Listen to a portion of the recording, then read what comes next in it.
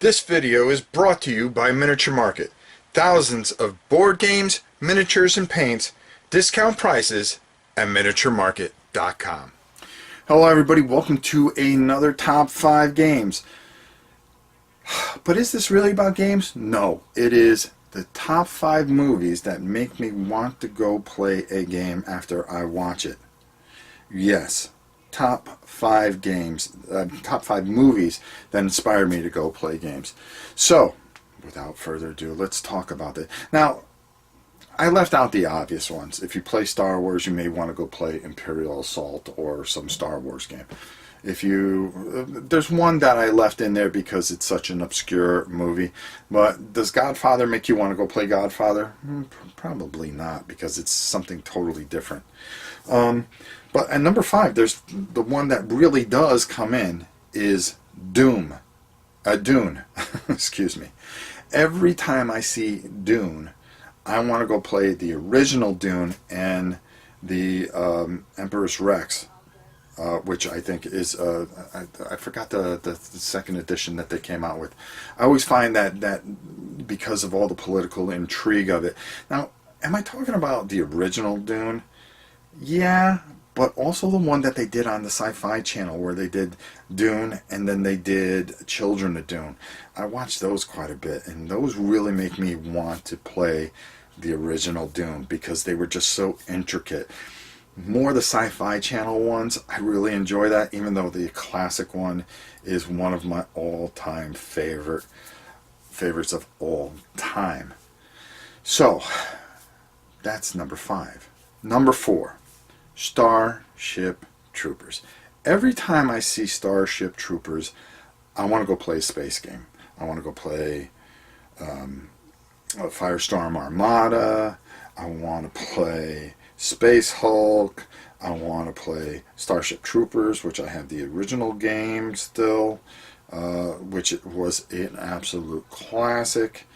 I actually have four copies of it. That's how much I enjoy that. I always want to play some type of space game. Space Empires, that's another one that I always want to play. Starship Troopers, I don't know what it is. I love that movie, as cheesy as it is at times. I think that is a awesome movie, and it's fun to play all those different types of game. The next one that really gets me is Last Samurai.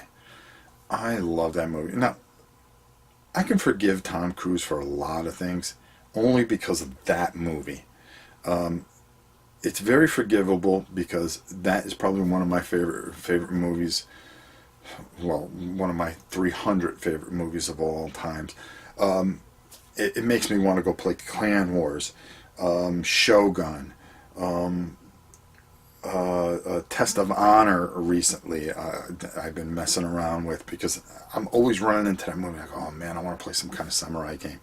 Sagara, that's another one that I want to play when I do that, and probably Rising Sun when it comes out.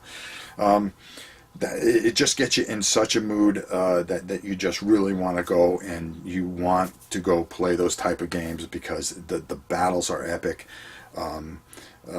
Just beautifully done. It tells a wonderful story of the culture and everything like that. I really get jacked up for that.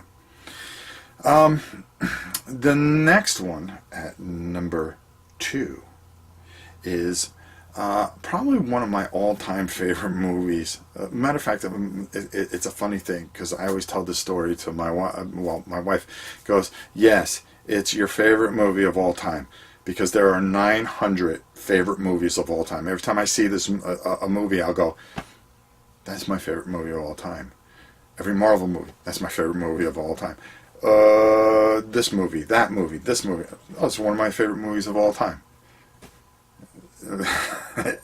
I have like 9,000 favorite movies of all time because I just love movies.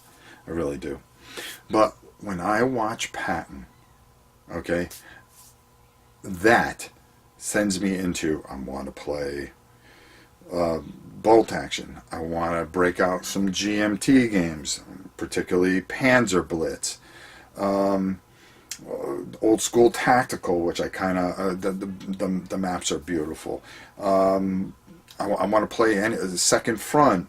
Boy, I can go on and on. There's 1,000 of them. There, Battle of the Bulge, Tactics 2, all those war games and Warfighter World War II.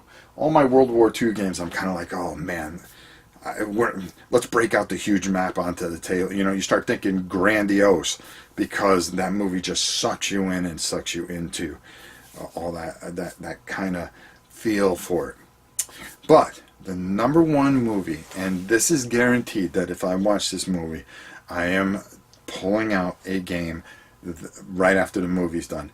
It came out in 1980, and for some it's very cheesy, but for me, I can really identify.